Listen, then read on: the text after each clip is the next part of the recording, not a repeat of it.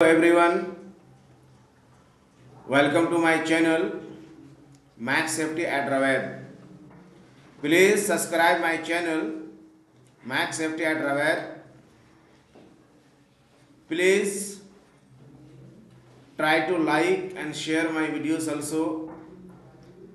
Today's topic is fire riser system. What is fire riser system? So today I will discuss about fire riser system in briefly. So let's start. तो आज की जो topic है वो है fire riser system पर। तो आज हम लोग बात करने जा रहे हैं फायर राइजर सिस्टम क्या होता है। ठीक है, तो उसके लिए एक मैंने डेफिनेशन और एक छोटा सा पैराग्राफ मैं पहले लिखा हूँ। फायर राइजर सिस्टम क्या होता है उसको लेकर के, तो प्लीज़ उसको आप पहले देखें, फिर मैं इसके बारे में एक्सप्लेन करूँगा। ठीक है, तो यहाँ आप देख सकते हैं जैसा कि मैं लिखा हूं, the fire riser system is a crucial components of buildings fire suppression infrastructure, particularly in high rise or multi storage buildings. It consists of a network of pipes, walls and outlets and are designed to deliver water to various part of building in case of fire emergency. Okay, साफ साफ यहाँ लिखा हुआ है कि fire riser system बहुत ही महत्वपूर्ण, यानी बहुत ही अहम और ख़ास क्या होता है, बिल्डिंग का एक कंपोनेंट होता है कि अगर कभी भी किसी तरह से भी बिल्डिंग में आग लग जाती है या बिल्डिंग के किसी पार्ट में, हिस्से में अगर आग लग जाती है तो फायर राइजर सिस्टम ऐसे समय में आग को बुझाने के लिए काफ़ी हेल्पफुल और काफ़ी मददगार साबित होता है। खास तौर पर ऐसी बिल्डिंग जो हाई राइज बिल्डिंग होती हैं, मल्टी स्टोरी बिल्डिंग होती हैं, हर वो बिल्डिंग जिस बिल्डिंग की ऊंचाई 15 मीटर या उससे ज़्यादा होती है, ऐसी बिल्डिंग को हम क्या कहते हैं, हाई राइज बिल्डिंग कहते हैं। यानी ऐसी बिल्डिंग जिस बिल्डिंग की ऊंचाई मोर देन 15 मीटर्स यानी 15 मीटर से ज़्यादा अगर ऊंचाई होती है उसको हाई राइज बिल्डिंग कहते हैं। मल्टी स्टोरी बिल्डिंग का मतलब होता है ऐसी बिल्डिंग जिसमें कई सारे है ना स्टोरी होते हैं, मतलब यानी कई मंजिला या कई तल्ला वाली बिल्डिंग होते हैं, 8 तल्ला, 10 तल्ला, 15 तल्ला, उसको मल्टी स्टोरी बिल्डिंग कहते हैं। ठीक है, अब कहना चाहते हैं कि स्प्रिंकलर में क्या क्या होता है, तो नेटवर्क ऑफ पाइप होते हैं। ठीक है, इसमें वॉल्स होते हैं, आउटलेट्स होते हैं। ठीक है, तो यहाँ आपको समझा दें, जैसे ये पाइप, ये जो रेड कलर का आप देख रहे हैं ये पाइप है। ठीक है, वॉल्व, यहाँ भी वॉल्व है और हर फ्लोर पे आपका वॉल्व है। ठीक है, और अलग अलग वॉल्व, अलग अलग जो हमारा मंजिल होता है या जो अलग अलग जो हमारा फ्लोर होता है उसके लिए निकाला जाता है, उसके लिए यहाँ दिया जाता है। इसको भी हम फिगर वाइज समझाते हैं ताकि बिल्डिंग में in case of fire, in case of emergency उसको हम यूज कर सकें। ठीक है, चलिए फिर अब आइए इस फिगर की तरफ। अब यहां देखिए, ये जो रेड कलर का जो आप पाइप देख रहे हैं यही आपका राइजर पाइप है।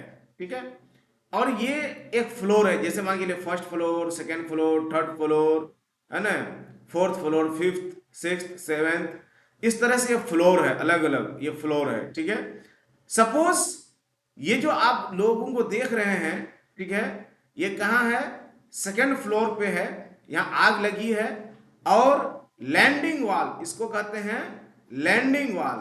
ठीक है, ये लैंडिंग वॉल के जरिए से क्या करते हैं, आग को बुझाते हैं।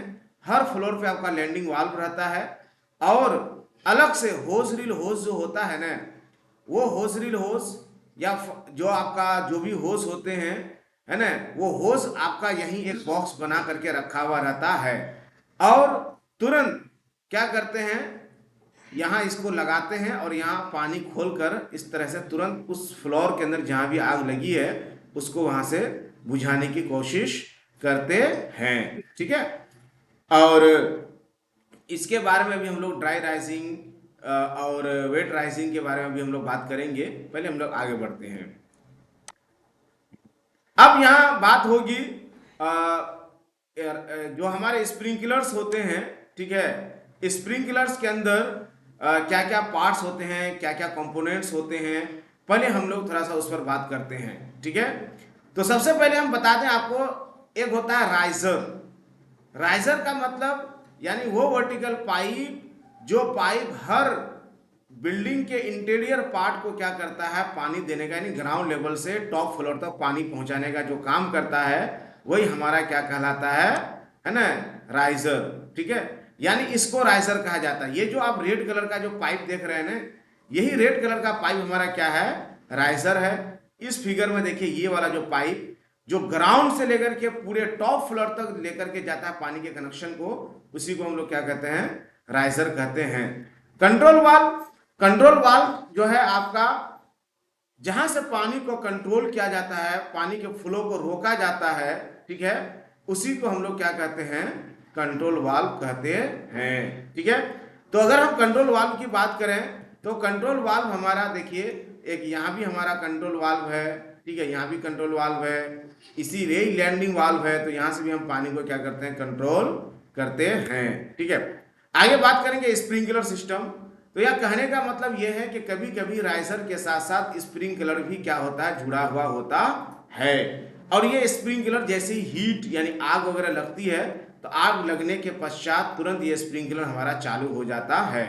स्टैंड पाइप, स्टैंड पाइप का मतलब ये होता है कि अगर किसी तरह से जो पानी का सप्लाई है, उस सप्लाई में उतना पानी नहीं है या पानी खत्म हो जाता है, ठीक है, और एक्स्ट्रा हमको पानी लेने की जरूरत पड़ जाती है, अलग से पानी लेकर के हमको काम करने की जरूरत पड़ जाती है, तो वहां स्टैंड पाइप भी लगा के रखना पड़ता है।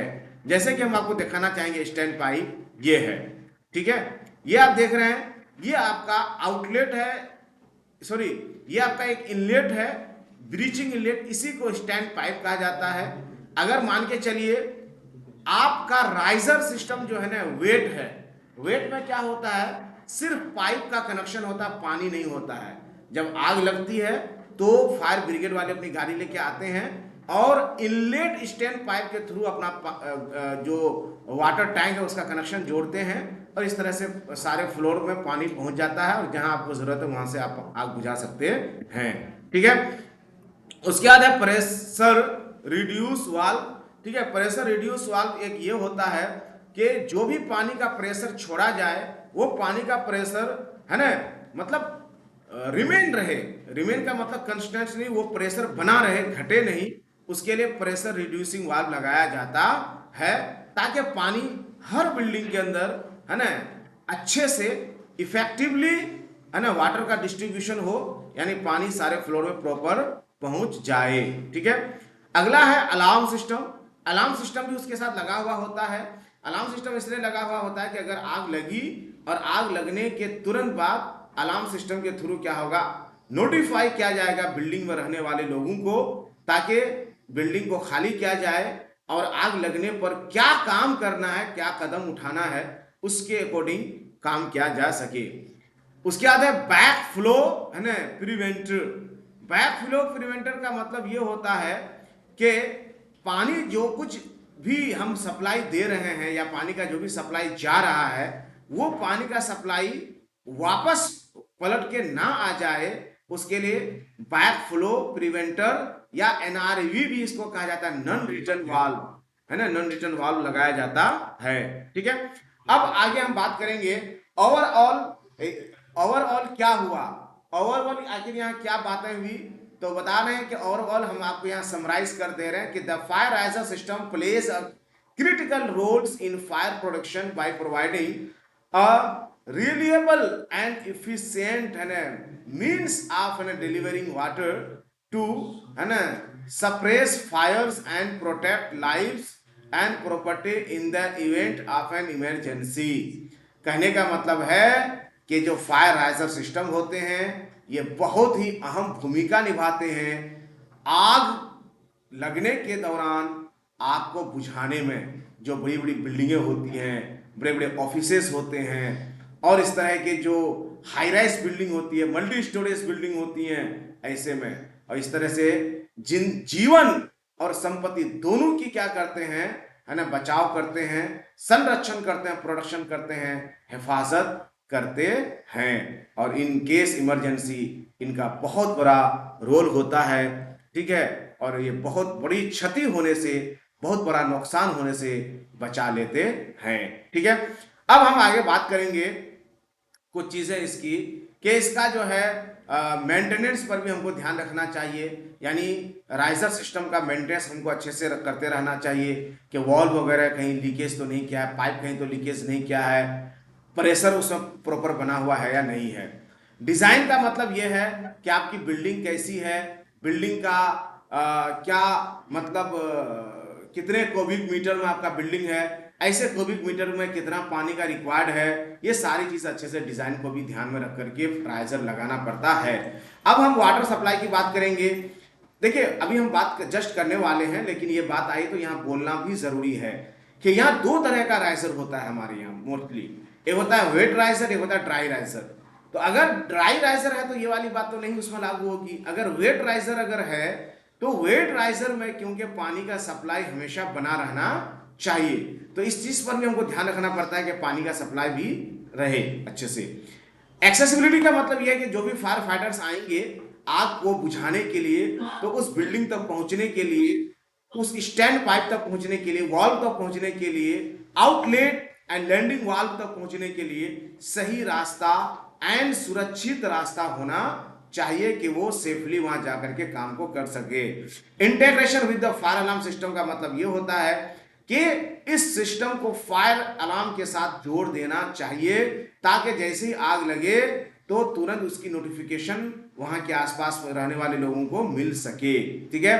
ट्रेनिंग एंड एजुकेशन की बात करेंगे कि जिस बिल्डिंग के अंदर हाईराइज सिस्टम लगा होता है, ऐसे बिल्डिंग में रहने वाले जो भी लोग हैं उनको ट्रेनिंग मिलना चाहिए, उनको ट्रेंड करना चाहिए, उनको एजुकेशन देना चाहिए कि इन केस ऑफ फायर क्या रिस्पॉन्स होना चाहिए, किस तरह सेफली वो सुरक्षित जगह तक जाएंगे, क्या उनका रिस्पॉन्स होगा कि आग ज्यादा से ज्यादा कंट्रोल हो सके, क्या करना पड़ेगा।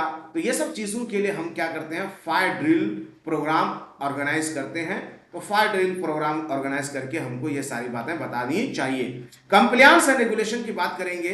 कंप्लायंस एंड रेगुलेशन का मतलब ये होता है कि जो भी हमारा लोकल फायर डिपार्टमेंट होते हैं, जो भी हमारे जो फायर विभाग होते हैं, है ना, शासन प्रशासन जो भी होते हैं, एनएफपीए का जो गाइडलाइंस होते हैं, या जो लोकल फायर विभाग के जो भी codes and rule and regulation होते हैं, उनका भी हमको पालन करना बहुत जरूरी होता है।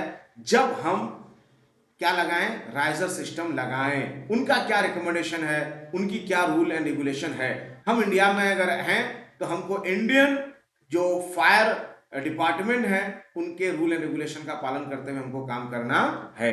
अब हम बात करेंगे यहाँ कि इतनी बातें हो गई, अब यहाँ थोड़ा सा हम और आपको कंक्लूजन बता दें कि इन सब कामों में जो भी बिल्डिंग के ऑनर्स होते हैं, मैनेजर्स होते हैं, ठीक है, उनकी जिम्मेदारी होती है कि इन सारे सिस्टम को इफेक्टिव एंड रियलेबल मेंटेन करते रहे, ठीक है, और हमेशा इनहेंस करे फायर सेफ्टी को और प्रोटेक्शन को। जो भी उस बिल्डिंग के अंदर ऑक्यूपेंट्स हैं और जो भी प्रॉपर्टी हैं उसको बचाने और उसको सुरक्षा देने, और उसके हित में क्या बेहतर होगा उन चीज को लागू करने और इंस्टॉल करने में, ठीक है, इस बात का ध्यान रखे, ख्याल रखे, ठीक है। अब यहां से हम बात करेंगे आपको कि जो हमारे फायर स्प्रिंकलर सिस्टम होते हैं वो कितने प्रकार के होते हैं।